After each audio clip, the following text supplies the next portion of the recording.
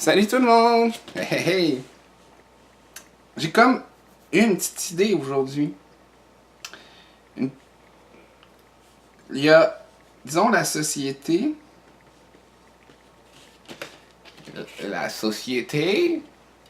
On pourrait faire une métaphore de la société comme. Moi, je suis un joueur de jeux de stratégie. J'aime les jeux de stratégie. Puis, il y a comme deux dominances dans les jeux de stratégie. T'as les échecs et le Go. Probablement vous connaissez les échecs, probablement peut-être vous connaissez le Go, c'est merveilleux. C'est comme deux philosophies d'un jeu de stratégie. Les deux, c'est, disons que la stratégie, c'est la société. Société égale stratégie.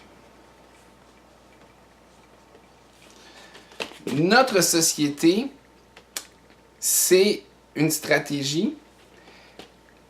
Puis, il y a deux jeux qui peuvent exister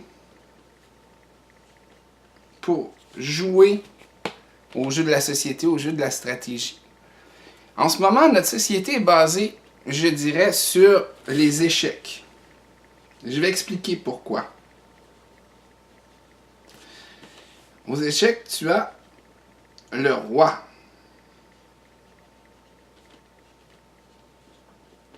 Tu as la reine.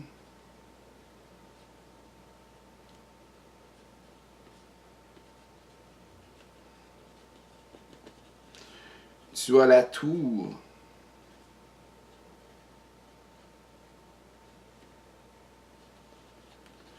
Tu as le fou.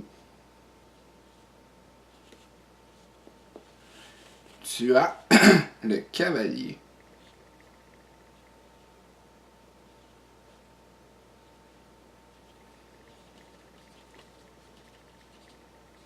Puis tu as le pion. Est-ce que j'oublie quelque chose?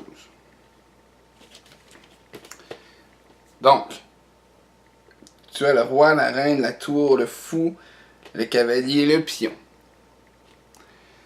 Au Go, tu as la pierre blanche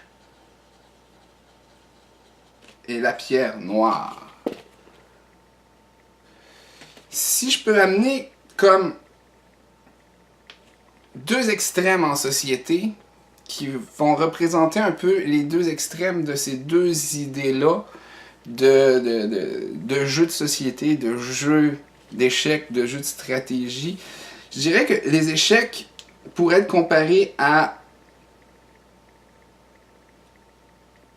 disons, vraiment un royaume. Ou une dictature, si vous voulez aussi. Ce genre de pouvoir absolu. Puis, de l'autre côté, tu aurais la démocratie.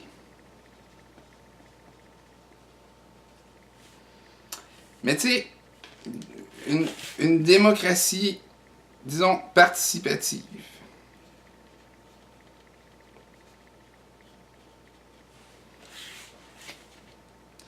Ici, on pourrait mettre la démocratie représentative aussi.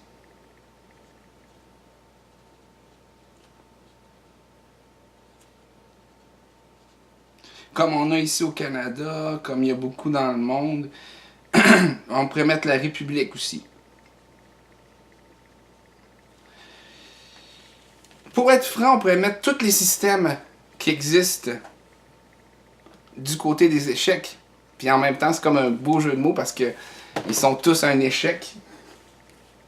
Puis c'est vraiment le fun parce que le Go, c'est comme Go, on y va!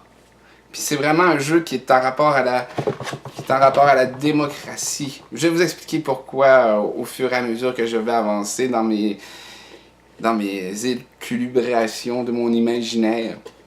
Donc, comme je disais, le jeu d'échecs, les pièces ont des valeurs différentes. Le roi, c'est le plus important. C'est la pièce je dirais la plus faible, mais la plus importante.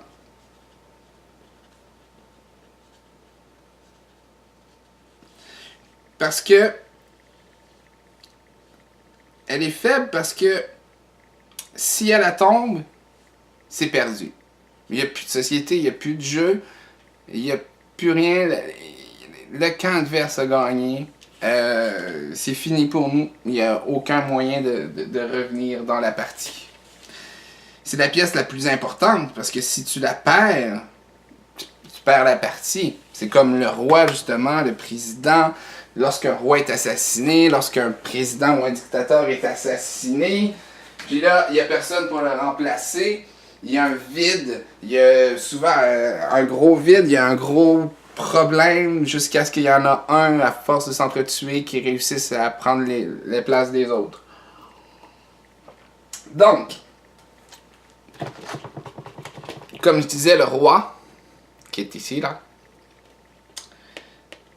lui, c'est la pièce la plus faible et la plus importante. C'est comme le président, s'il se fait assassiner, il y a ou même le roi meurt puis il n'y a pas d'héritier. C'est comme là, il y a comme une guerre interne pour choisir c'est qui le prochain roi. Puis la plupart du temps, c'est une de ces personnes-là qui devient roi. Mais bon, dans le système des échecs, comme dans les systèmes de société qu'on a aujourd'hui, on élit quelqu'un qui est la pierre angulaire de tout, que si cette personne tombe, le jeu tombe au complet. Ça a des avantages, ça a des inconvénients. C'est sûr que ça permet à certains individus d'avoir des pouvoirs que les gens normaux, le peuple, les pions, c'est le peuple, c'est nous ça, le peuple. Ah ah ah, le peuple, c'est le pion, c'est la fondation. Le pion puis le peuple est souvent sous-estimé par tous ces gens-là. Oh, ils servent à rien, ils sont tout petits, ils sont pas forts, ils sont nanana. Pourtant, dans une partie d'échecs, le roi, grande partie du temps, est derrière des pions, protégé par des pions. Puis les autres pièces se sacrifient pour pouvoir réussir à protéger le roi. Mais ils réussissent à travailler ensemble, pas obligés de se sacrifier. Ils peuvent réussir à travailler ensemble sans se sacrifier pour réussir à gagner, mais ils peuvent avoir besoin de se sacrifier. Le roi va sûrement leur dire de se sacrifier. Si jamais sa vie est en danger, sacrifice. Donc, le pion, on l'oublie, c'est de lui qu'on pense qu'il fait juste ça, il sert à rien. Mais pourtant, le pion peut être promu dans toutes les autres pièces. Fait que tu peux sacrifier toutes tes pièces, il te reste un pion, tu peux quand même avoir une reine puis gagner la partie. Grâce à tes pions. C'est cool, hein? Mais le problème, c'est qu'on oublie souvent que le pion, c'est la fondation. Les vrais bons joueurs d'échecs, ils sous-estiment pas les pions, ils adorent les pions. Les vrais rois, là, ils adorent les pions. Mais la société fonctionne pas comme ça. T'as les autres, tu sais, comme genre, la reine, on pourrait dire que ce serait le ministère. La tour, ça pourrait être armée et police. Le fou, ça pourrait être facilement les médias. Puis les cavaliers, ça pourrait être facilement l'industrie. On pourrait décrire la société en termes de jeu d'échecs un peu de cette manière-là. Chacun des pions peut réussir à aller dans une de ces fonctions-là. Les gens qui ont ces fonctions-là sont très puissants. Lui, il a le contrôle sur tout ce monde-là, mais s'il tombe, c'est pour ça que c'est en quelque sorte le plus faible. Ce qui fait que c'est facile de cibler cette personne-là, puis d'oublier tout ce monde-là, détruire cette personne-là, puis prendre